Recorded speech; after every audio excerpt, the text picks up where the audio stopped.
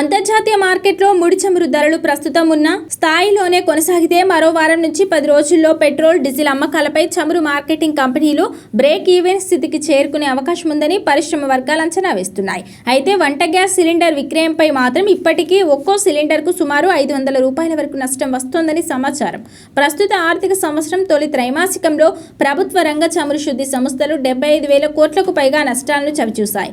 గతంలో అధిక ధరలకు కొనుగోలు చేసిన ముడి చమురు నిల్వలు ఇంకా ఉండడంతో ఈ త్రైమాసికంలో కూడా వాటి ఆర్థిక ఫలితాలపై ఒత్తిడి కొనసాగే అవకాశం ఉందని విశ్లేషకులు పేర్కొంటున్నారు. మార్కెట్ పరిస్థితులు, ప్రపంచ ఆర్థిక పరిస్థితులపై సమీక్ష నిర్వహించేందుకు సౌదీ అరేబియా, రష్యా నేతృత్వంలోని 7 ప్రధాన చమురు ఉత్పత్తి దేశాలు వర్చువల్ సమావేశం నిర్వహించాయి. నివేదికల ప్రకారం పశ్చిమాసియాలో యుద్ధం ప్రారంభమైన ఫిబ్రవరి 28 నుంచి ఈ దేశాలు తమ ఉత్పత్తి కోటాలను రోజుకు 9.4 లక్షల బ్యారెళ్ల మేర పెంచాయి.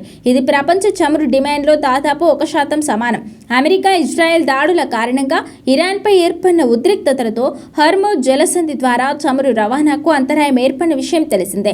సౌదీ అరేబియా, కువైట్, ఇరాక్ దేశాల నుంచి ఎగుమతి అయ్యే ముడి చమురు ప్రధానంగా ఈ మార్గం ద్వారానే ప్రపంచ మార్కెట్కు చేరుతుంది. యుద్ధానికి ముందు ప్రపంచ చమురు సరఫరాలో 5వ వంతు పైగా ఈ జలసంధి ద్వారానే రవాణా అయ్యేది. అయితే డాలర్లలో చెల్లింపులు చేసి డాలర్లలో కొనుగోలు చేయగలిగితే ఇరాన్ ముడి చమురు అందుబాటులోకి రావడం, అలాగే వెనిజులా నుంచి కూడా చమురు సరఫరా పెరగడం వల్ల అనేక దేశాలపై ఒత్తిడి కొంతమేర తగ్గిందని నిపుణులు పేర్కొంటున్నారు.